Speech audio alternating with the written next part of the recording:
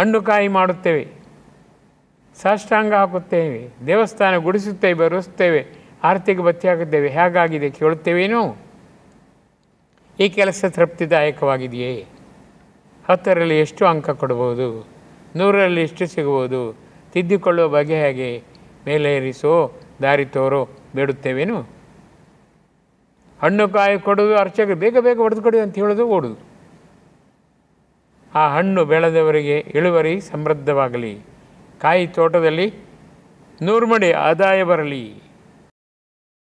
ಯಾರೆಲ್ಲ ಬಂದಿದ್ದಾರೋ ಅವರೆಲ್ಲರಿಗೂ ಆನಂದ ಉಕ್ಕಿ ಹರಿಯುವಂತಾಗಲಿ. ಯಾರ ಪರವಾಗಿ ನಾವು ಯಾವಾಗ ಬೇಡುತ್ತೇವೆ? ಎಷ್ಟು ಆಳದಲ್ಲಿ ಹೋಗಿ ಬೇಡುತ್ತೇವೆ? Diving deep ಎಷ್ಟಾಗುತ್ತೇವೆ? ಕರ್ತವ್ಯಶೀಲರಾಗುತ್ತೇವೆಯೇ? ನೀವು ಪ್ರಶ್ನಿಸಿದ್ದುಂಟೆ? ಮಾರ್ಕೆಟಿಗೆ ಹೋದಂತೆ ದೇವಸ್ಥಾನಕ್ಕೆ ಹೋಗುತ್ತೇವೆ, ಅಲ್ಲಿ ಹೋಗಿ ಲೌಕಿಕ ಜಂಜಾಟದಲ್ಲಿ ಬೀಳುತ್ತೇವೆ. ಚುಯ್ ಪುಯ್ ಎನ್ನುವ ಚಪ್ಪಲಿ ಹಾಕಿದ ನಮ್ಮ ಮಕ್ಕಳನ್ನು ಅಲ್ಲಿ ಓಡಿಸುತ್ತೇವೆ. ಮೌನವೇ ಆಧಾರ ದೇವಸ್ಥಾನದಲ್ಲಿ. ಯಾಕೆ? ಭಗವಂತನ ಮೌನ ಸ್ವರ ಕೇಳಬೇಕು. ಕಣಕಣದಲ್ಲಿಯೂ ಕ್ಷಣ ಕ್ಷಣದಲ್ಲಿಯೂ ಅಲ್ಲಿ ಭಗವಂತನಿದ್ದಾನೆ. ಗಾಳಿ ನೀರು ಬೆಳಕು ಭಗವಂತನ ಆವಾಸ ಸ್ಥಾನ ದೇಗುಲದಲ್ಲಿ.